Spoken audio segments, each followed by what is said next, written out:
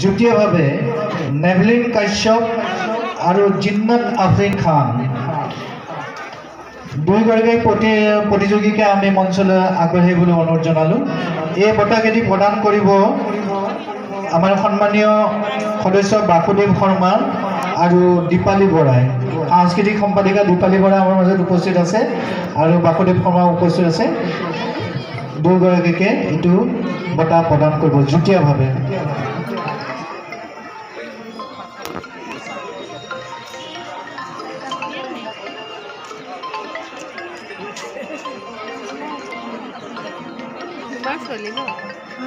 হয়